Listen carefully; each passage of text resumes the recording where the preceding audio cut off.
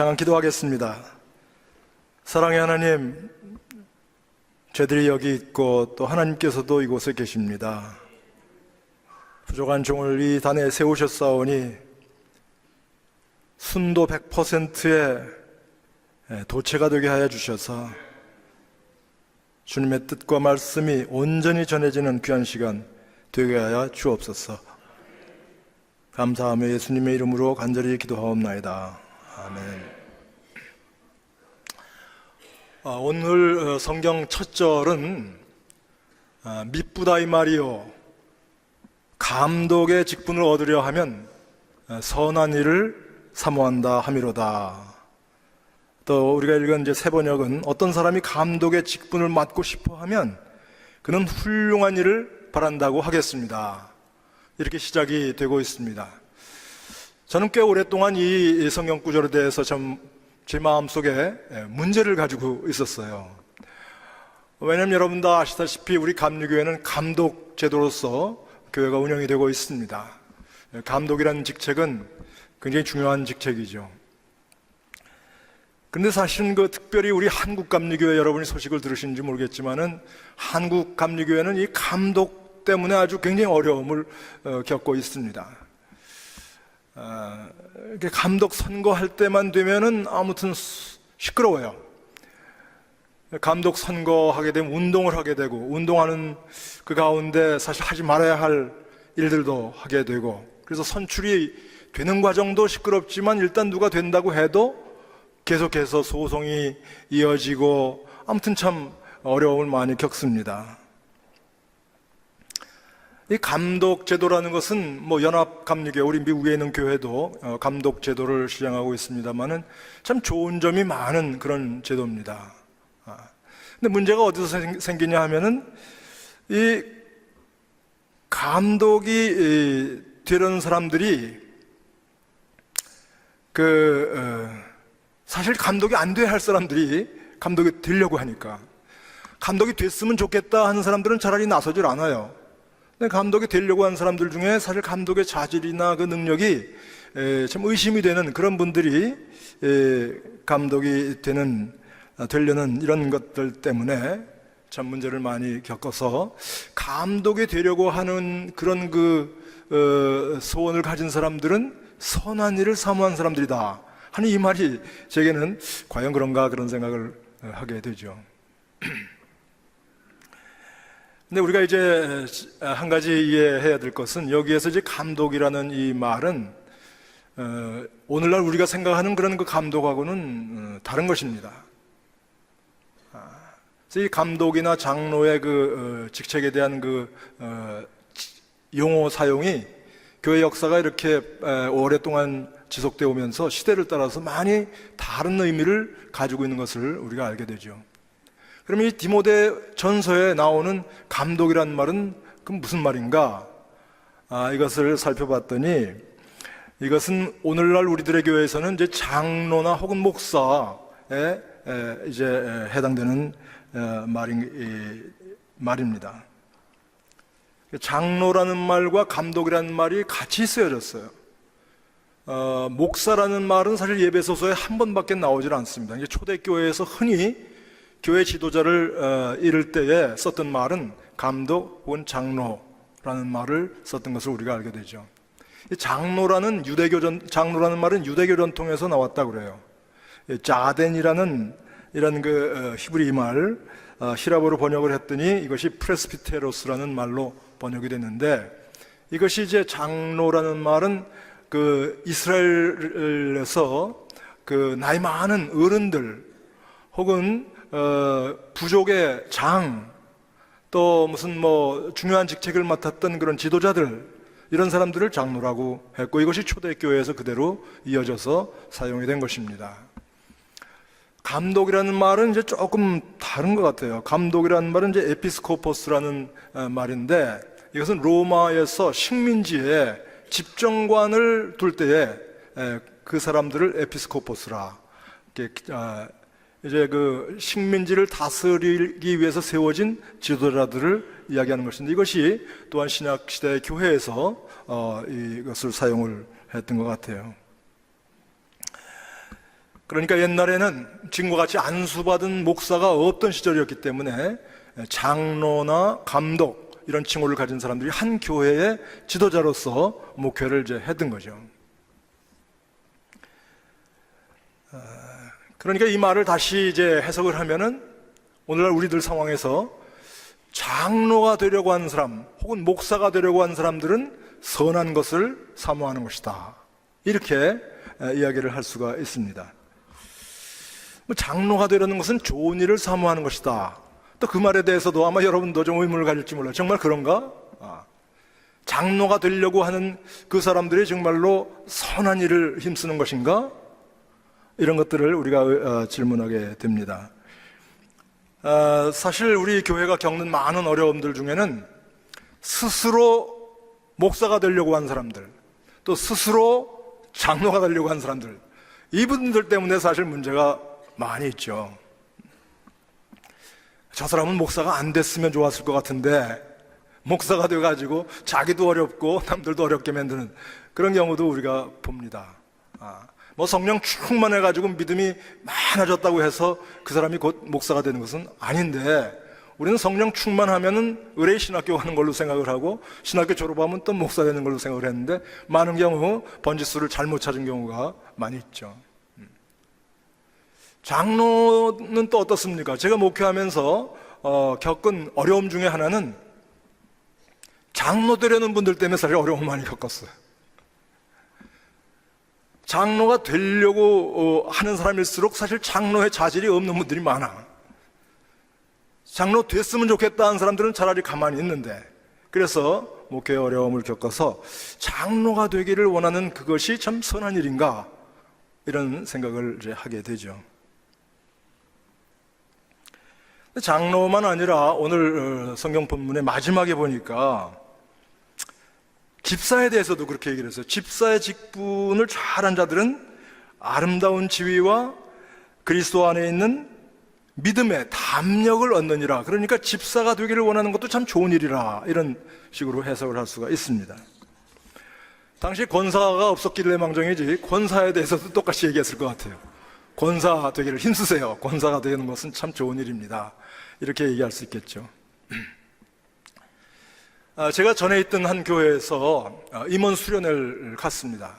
그래서 우리 직분제도에 대해서 이야기를 하기 시작했어요. 이 직분제도, 이 장로, 권사, 집사, 목사, 이런 것이 과연 좋은 것이냐, 그렇게 토의를 해봤는데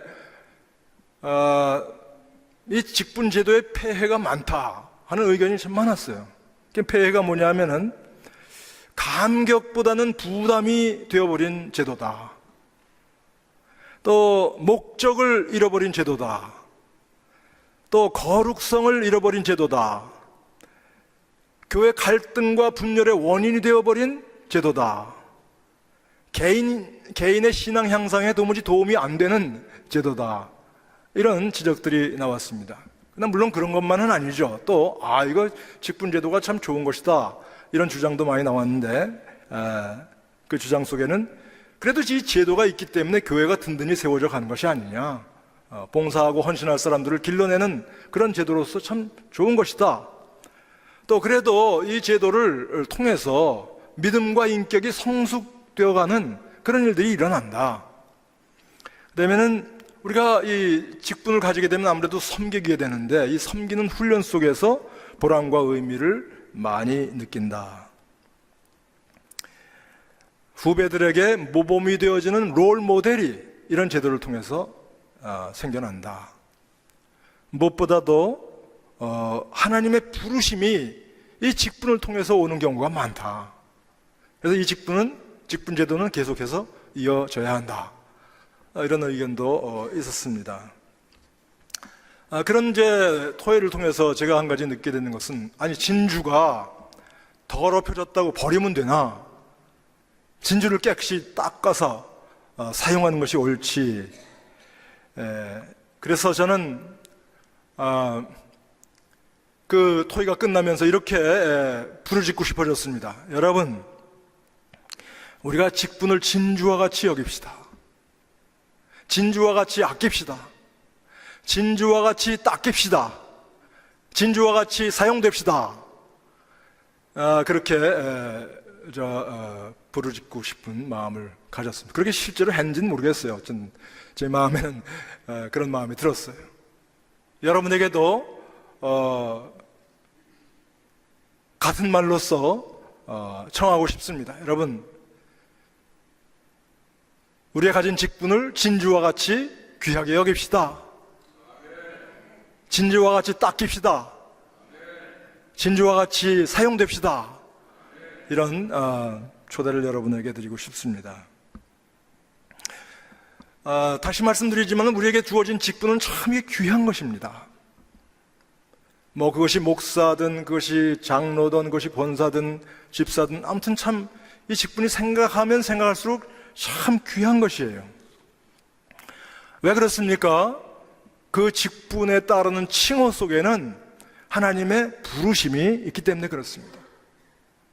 모든 칭호에는 부르심이 있는 거예요. 그래서 어떤 이름으로 불리울 때는 그 이름값을 하라는 부르심이 거기에 있습니다.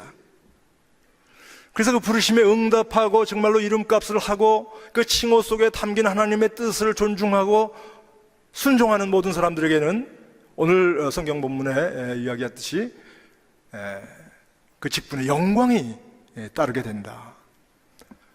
이런 약속이 성경에는 있는 것이죠. 우리가 장로나 권사나 집사, 목사 이렇게 불리우기 전에 모든 믿는 자들, 모든 크리스찬을 성경에서는 성자라 이렇게 부르고 있습니다. 우리말 성경에는 성자라는 말이 너무 버겁기 때문에 성도라는 말로 번역을 했지만 영어 성경에 보면 saints예요.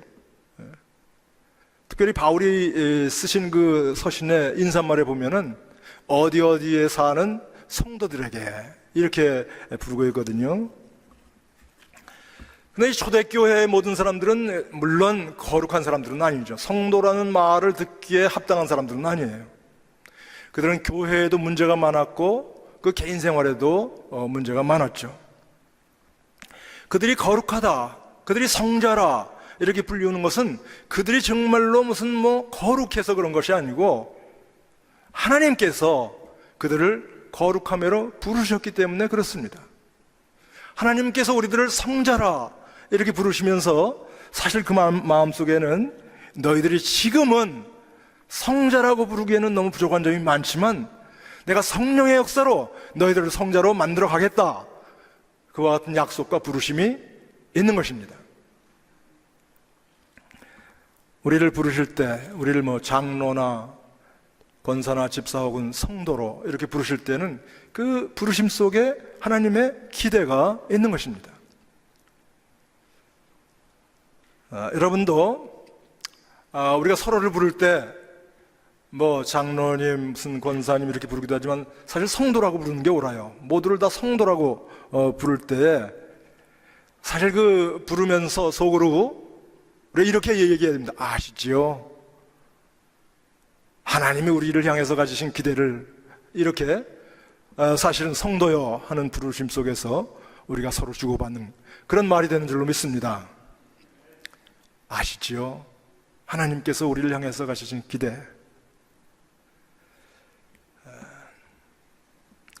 근데 오늘날 우리들 사이에서는 이렇게 귀한 것이 그 의미가 퇴색되어서 아무도 성도라 이렇게 불리운 데 대해서 감격을 느낀 사람이 없는 것이 아닌가, 이런 생각을 하게 돼요. 또 우리가 교회에서 가진 장로나 권사나 집사 이와 같은 직분의 그 귀중함에 대해서도 깨닫는 면이 너무 적지 않은가, 이런 생각도 하게 됩니다. 유명한 그 본회포라는 독일의 신학자, 나치 독재에 저항하다가 이제 숨진 이 사람이 값싼 은혜에 대해서 이렇게 이야기를 했어요. 값싼 은혜는 오늘날 교회가 직면하고 있는 최악의 적이다. 우리는 비싼 은혜를 회복하기 위해서 싸워야 한다. 값싼 은혜는 죄인의 의로워짐이 없이 죄의 용서만을 구하는 것이다. 값싼 은혜는 참된 회개를 요구하지 않고 용서만 설교하는 것이다. 교회 훈련 없이 세례를 베풀고 죄 고백 없이 성만찬을 나누고 개인적 죄 고백 없이 사죄함을 받는 것이다. 값싼 은혜는 제자화가 없는 은혜요, 십자가가 없는 은혜요, 예수 그리스도 없는 은혜이다. 이러고 보니까 우리가 성찬을 나눌 때도 회개하는 마음으로 나눠야 되겠더라고요. 예수님은 거룩한 것을 개에게 주지 말며 진주를 돼지 앞에 던지지 말라, 이렇게 말씀하셨는데, 우리에게 주신 직분과 칭호가 진주와 같이 아름답고 귀한 것인데도 불구하고 우리가 그것들을 대할 때 혹시 돼지나 개와 같이 이렇게 대하지는 않는가? 이 시간 우리 마음속에 한번 물어보는 시간을 가지시길 바랍니다. 우리가 모든 부르심 앞에 두 가지 기억할 것이 있다고 생각이 됩니다. 첫째로, 우리를 향한 부르심, 거룩함의 부르심은 언제나 우리보다 높고 크다 하는 것이에요. 언제나 부르심은 우리보다 높고 큰 것입니다. 그래서 그 부르심 앞에는 우리가 언제나 못 미치죠. 못 미치기 때문에 우리가 성령의 도우심을 구하고 열심히 무엇인가 좀 더 잘해보려고 노력을 하고 배우려고 노력을 하는 것이 부르심을 받은 사람들이 가져야 하는 태도가 되는 것입니다.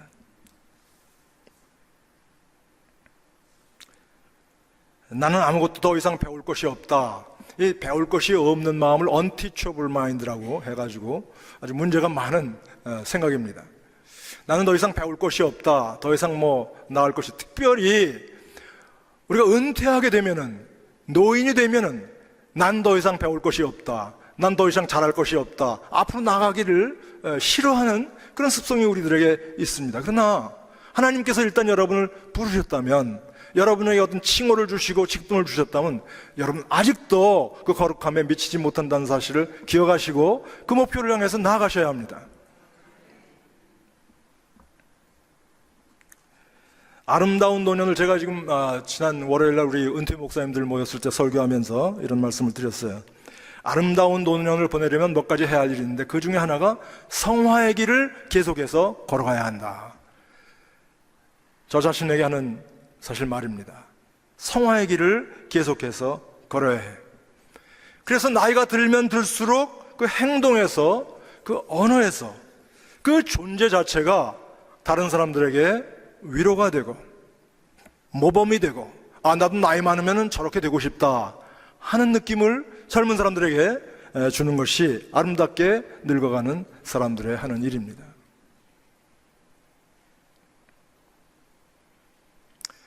두 번째로 기억해야 되는 것은, 내 직분은 하나님께서 나를 사랑하시기 때문에 그의 신뢰와 기대를 가지고 나의 성장을 위해서 주신 것이다. 이런 것을 기억을 해야 합니다.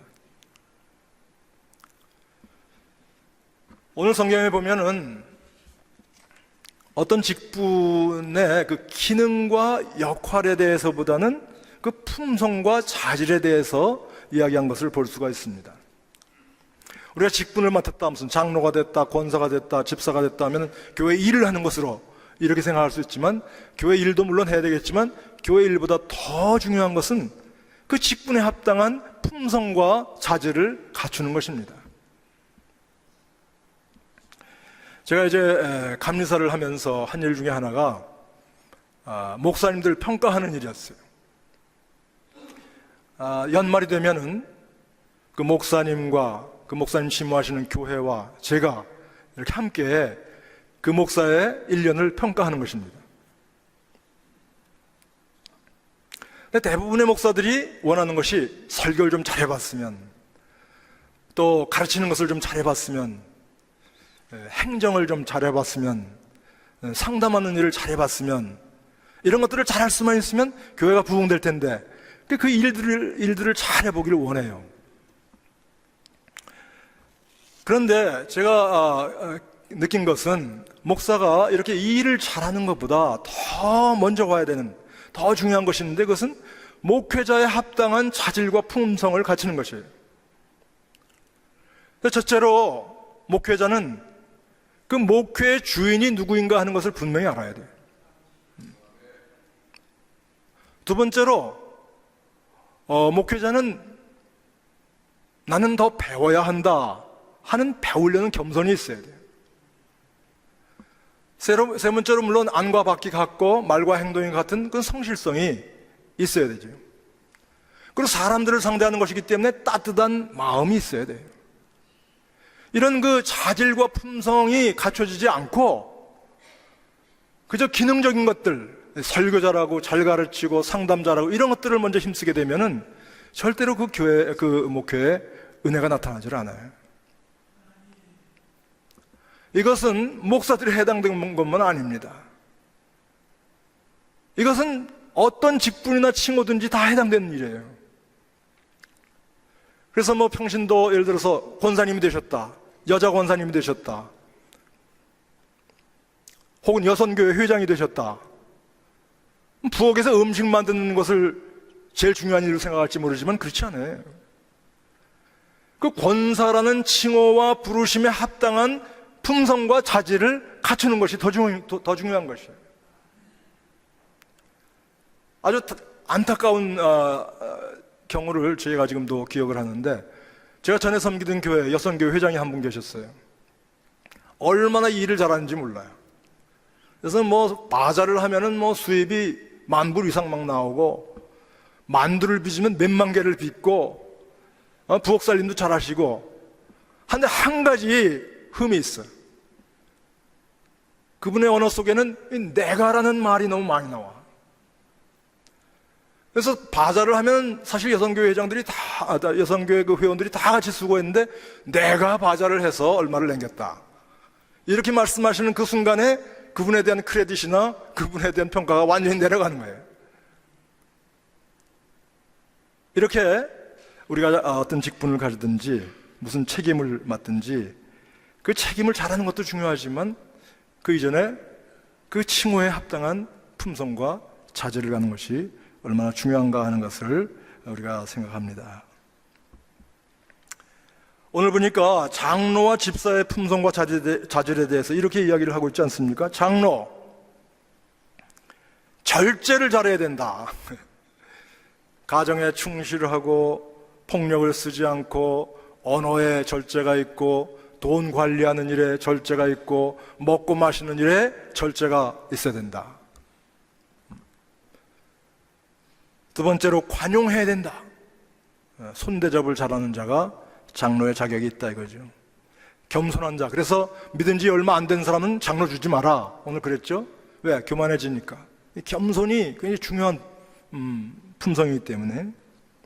그 다음에 교회 안에서만 사람들에게 인정을 받는 것이 아니라 교회 바깥에서 평판이 좋은 자. 이거 굉장히 중요한 거예요.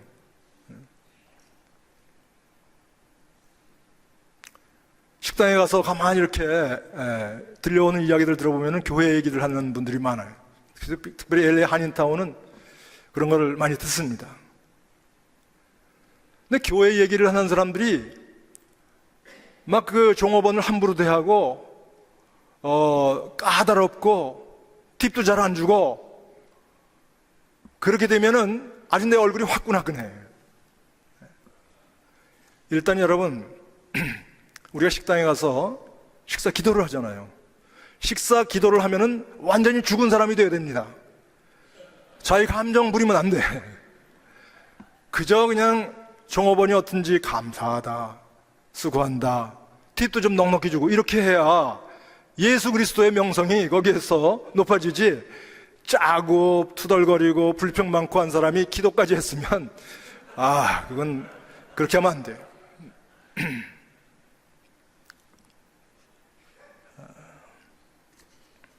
특별히 가정에서 모범이 되는 이 일을 참 장로님들은 중요하게 생각해야 합니다.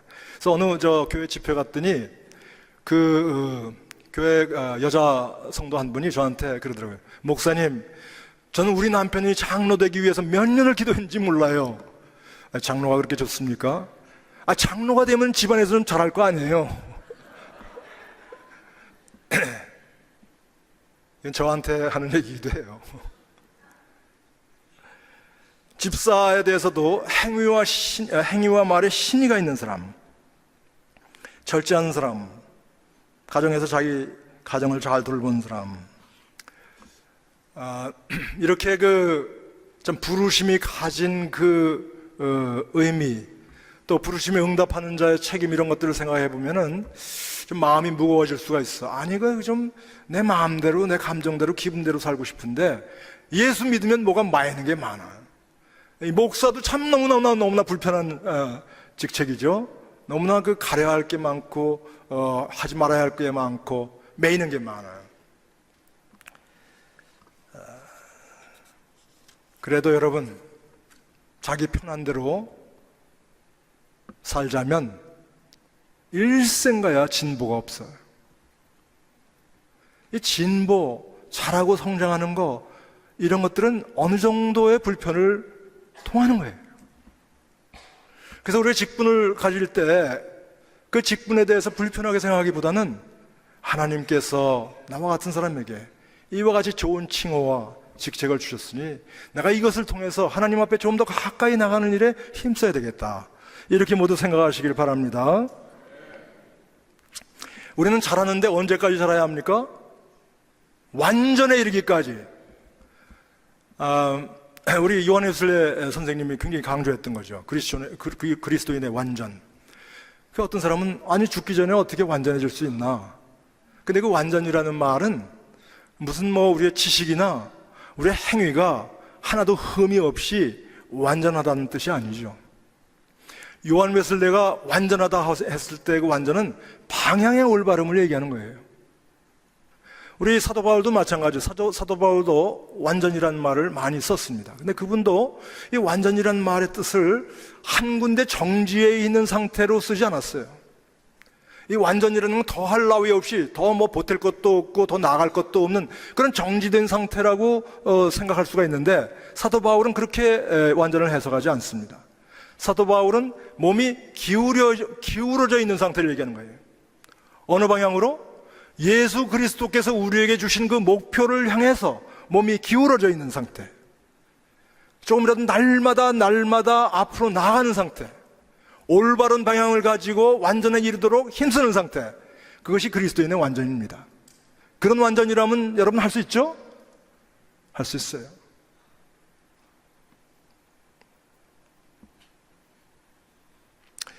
요한 웨슬레는 이 성화의 과정, 이 거룩해지는 과정을 세 가지로 요약을 했습니다. 첫째는 연결. 우리가 성화의 첫째 발걸음은 연결이다. 우리도 이제 교회에 오게 되면은 누구 좀 아는 사람, 반겨주는 사람 있어야 올 맛이 나죠. 그래서 늘 같이 앉는 사람들 옆에 늘 같이 앉죠. 근데 연결도 그렇게 머물러 있으면 안 돼. 연결도 이렇게 연결의 범위가 점차로 이렇게 넓어져야 되는데, 어쨌든 연결이 중요한 거예요. 사람 사이의 연결도 중요하고, 물론 하나님과 나 사이의 연결도 중요하고, 그 다음에는 경건의 과정에 들어가야 된다. 요한 웨슬레 그렇게 얘기했어요. 경건이라는 것은 물론 이제 우리가 하나님과 그 밀접한 관계를 유지하기 위해서 노력하는 모든 것들이죠. 예배, 금식, 성경 말씀 묵상하고 있는 것, 구제, 선행, 특별히 성만찬, 이런 것들 다 경건의 연습입니다. 경건의 훈련이죠. 그런데 이 경건이 또 거기에서 머물면 안 되고 어디까지 나가야 되냐면 자비로 나가야 된다. 자비와 사랑은 같은 것인데, 경건의 종착점은 결국은 사랑이라, 이렇게 이야기를 할 수가 있죠.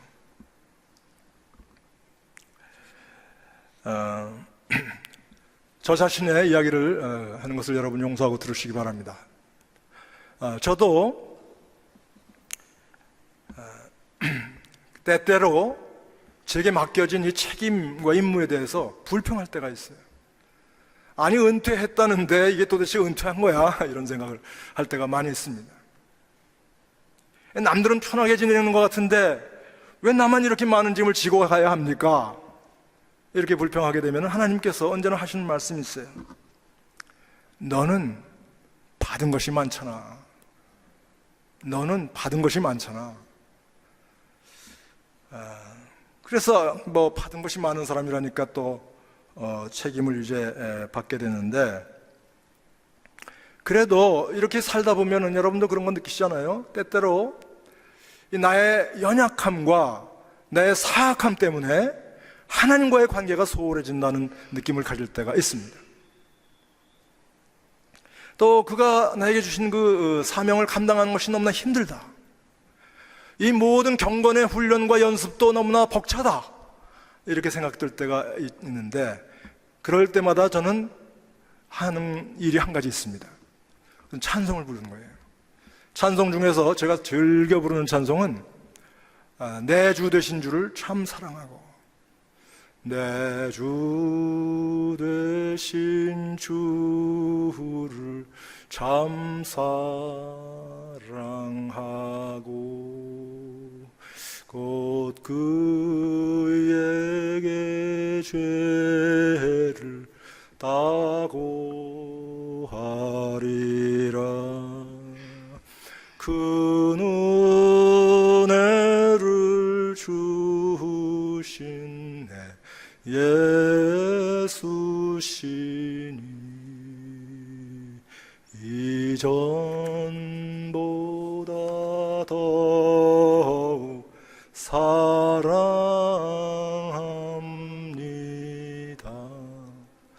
이 찬송을 부르는 동안에 내 마음속에 예수 사랑하는 그 마음이 새롭게 이렇게 되살아나는 느낌을 가져요. 제가 경험하는 것은, 기도라는 것은, 기도의 아주 중요한 역할 중에 하나는 내 마음속에 자기 사랑과 하나님 사랑이 이렇게 싸우고 있을 때 이 기도를 통해서 하나님 사랑을 북돋우는 거예요. 하나님 사랑에 부채질하는 거라 이렇게 생각합니다, 기도가. 그런데 이 사랑하는 마음을, 특별히 우리가 이웃도 사랑해야 되지만 하나님 사랑하는 마음이 우리가 받은 칭호와 직분에 걸맞게 사는 일에 얼마나 중요한 일인지 알 수가 없어요. 왜냐하면은 사랑하는 마음으로 하면은 그렇게 어렵지 않아요. 여러분도 다 그런 경험 있으시죠? 옛날에 연애할 때 저는 제 아내를 만나자마자 사랑에 빠졌어요. 그래서 오늘 만나가지고 내일 청혼했어. 더 놀라운 것은 우리 사람이 내일 하루 만에 청혼한 것을 예스라고 하더라고요. 뭐 어쨌든지. 근데 제 아내는 그때 경상남도 하만이라는 곳에 살고 있어. 여러분 하만이라는 곳이 어딘지 알지 못하는 분들이 많이 계실 거예요. 저 남쪽 끝에 있는 조그마한 동네예요. 거기 살고 있고, 저는 강원도 영월군의 마차라는 곳에서 전도사를 하고 있었어요. 여러분, 이제 영월에서 하만까지 가려면 어떻게 가야 되는지 아십니까? 우선 마차에서 덜덜거리는 버스를 타고 제천이라는 읍에 가. 제천에서는 그 협궤, 그 궤도가 작은 충북선 열차가 기다리고 있어요. 그 차를 타고 조치원을 가. 조치원에 가면은 경부선이 기다리고 있어요. 경부선에 가서 대구에서 또 내려. 대구에서 내려가지고 마산을 가요. 마산을 가서는 버스를 타고 함안을 가. 몇 시간 걸리겠어요? 예? 17시간이 제일 빨리 가는 거예요. 그래도 보고 싶으니까 가죠. 한 번 갔다 오고서는 에이 너무너무 힘들다, 이젠 가지 말아야 되겠다, 그렇게 하겠어요? 그렇게 하겠어요? 기회만 있으면 또 가는 거지. 사랑으로 하는 일은 그리 힘들지 않아요. 사랑으로 하는 일은 그리 힘들지 않아요. 여러분의 부르심에 대해서 사랑으로 응답하세요. 여러분이 가진 직분과 칭호를 사랑으로 이루세요. 무엇인지 편하게 하려고 그러면 더 어려워져. 의무로 해도 어려워요. 사랑으로 하면은 그리 어렵지 않아요. 여러분 모두가 다 이렇게 주님 사랑하는 마음으로 우리 하나님의 부르심에 합당한 성도로 살아감으로써 아름다운 지위도 하나님으로부터 받으시고 여러분의 믿음이 더욱더 굳세지는 축복을 누리시기를 간절히 축원합니다. 우리 기도하겠습니다. 사랑하는 하나님, 오늘도 우리의 길을 인도하여 주시는 하나님의 은혜가 이 강단에서 나타나는 줄로 믿습니다. 이 말씀의 씨가 우리의 마음에 뿌려졌사오니 이 씨가 자라서 아름다운 열매를 맺을 때까지 성령께서 우리들을 계속해서 도와주시고 인도하여 주옵소서. 예수님의 이름으로 간절히 기도하옵나이다.